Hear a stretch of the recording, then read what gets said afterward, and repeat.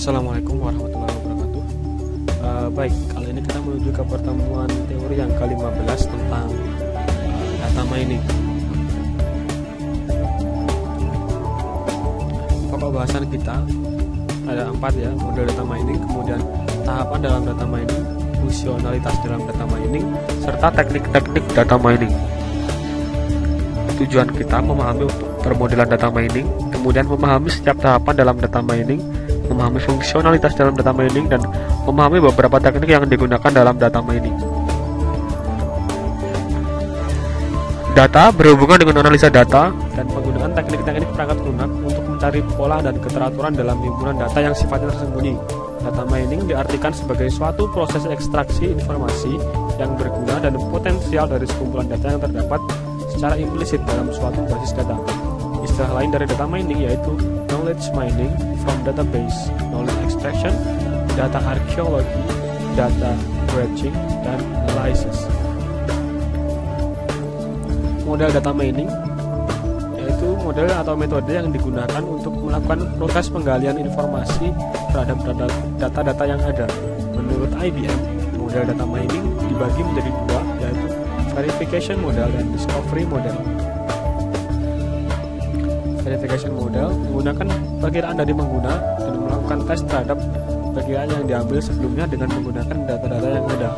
Penekanannya terletak pada user yang bertanggung jawab terhadap penyusunan perkiraan dan permasalahan data untuk meniadakan atau menegaskan hasil perkiraan yang diambil.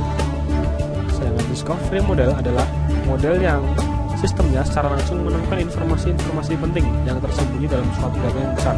Kemudian data dipilah-pilah untuk menemukan suatu pola, tren yang ada, dan keadaanmu pada saat itu tanpa adanya campur tangan dan tuntutan dari pengguna.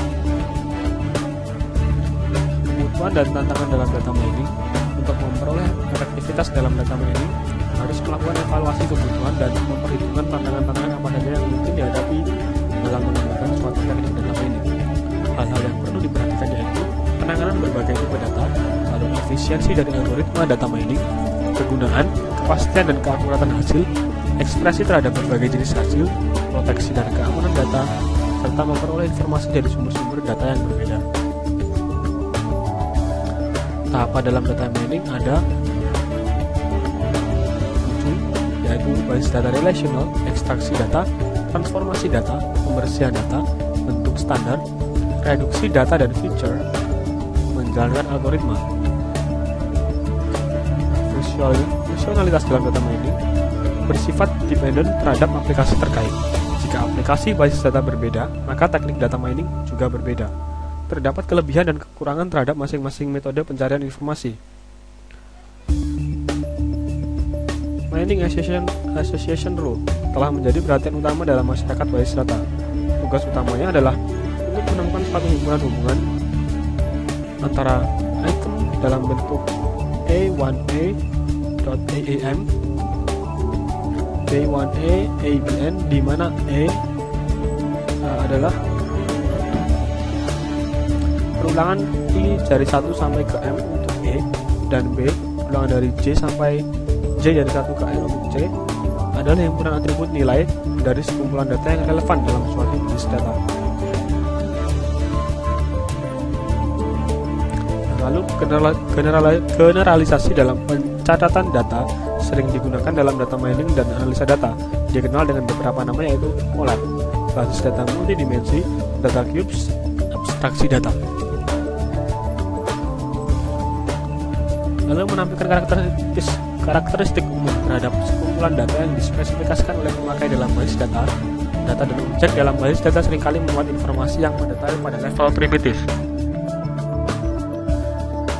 Klasifikasi data adalah suatu proses yang menentukan properti-properti yang sama pada sebuah himpunan objek di dalam sebuah basis data dan mengklasifikasikannya ke dalam kelas-kelas yang berbeda menurut model klasifikasi yang diterapkan.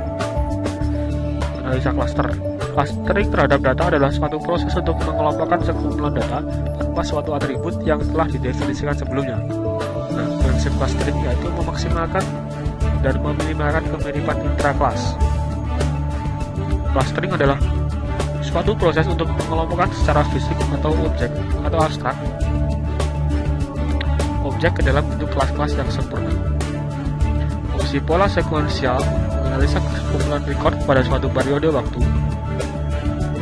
Pola sekuensial adalah pola yang dianggap mengikuti suatu tren. Selanjutnya adalah teknik-teknik data mining. Perkembangan data mining yang semakin pesat menimbulkan banyak tantangan, terutama klasifikasi skema yang berbeda dapat digunakan untuk mengkategorikan metode dan sistem data mining dengan didasarkan pada jenis basis data yang dipelajari.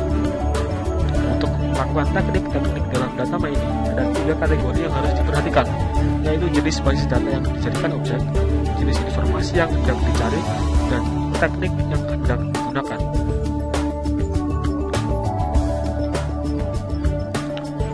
Lalu tentang market-based analysis.